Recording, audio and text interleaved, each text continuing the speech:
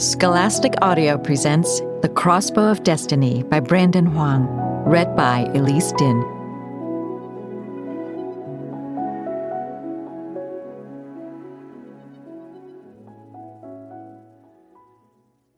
Gao Lo's hands were shaking.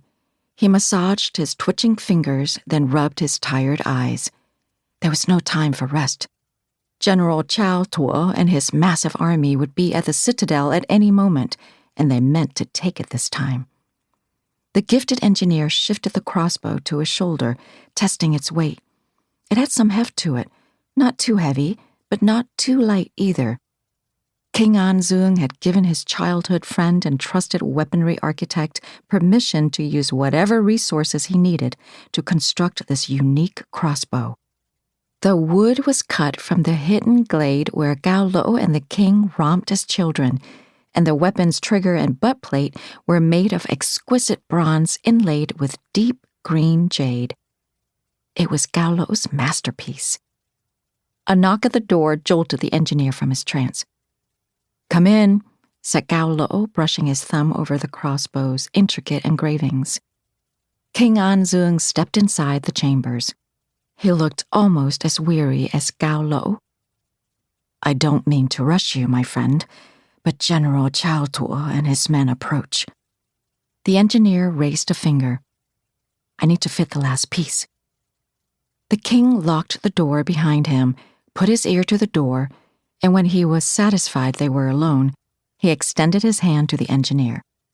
In the king's palm lay a turtle's claw. So it was real. Gao Lo plucked the claw from the king's hand.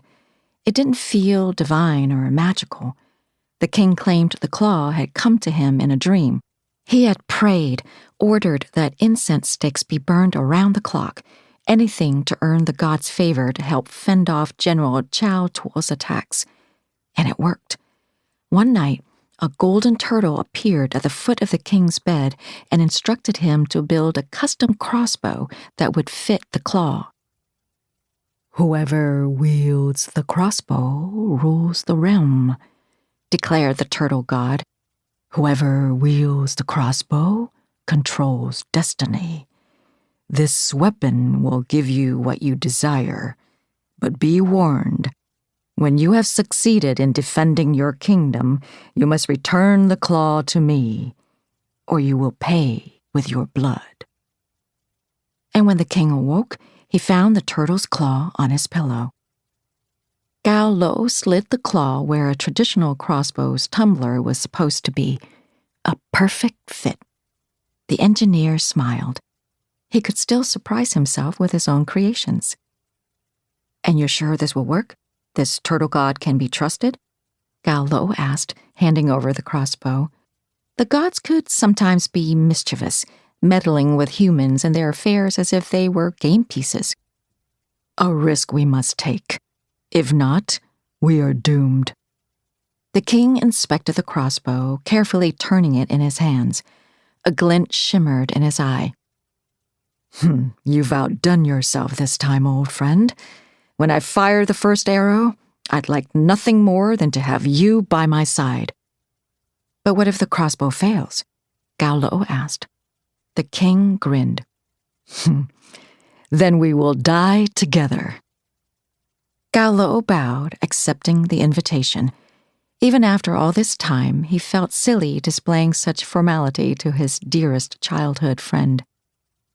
As they approached the top of the city's outer walls, Gao Lo shuddered at the massive sight before him. General Chow Tuo's army had arrived.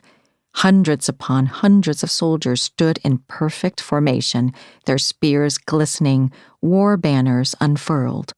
Their horses pawed the ground, eyes hungry for battle. General Chow Tuo rode to the front of the line, his son Zhong Tui flanking him. "King Anzung of Olak," shouted the general, "I call on your formal surrender." Gao Lo snuck a glance at his friend.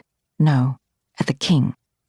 There was an iciness to King Anzung's stare, enough to send a shiver down the engineer's back. "And in return, I offer you a chance to save your men, said King Anzung, his voice cool and steady. Leave my kingdom, return home, and you'll be spared.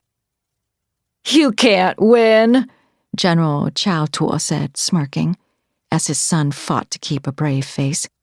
Who will save you now? King Anzung raised the crossbow.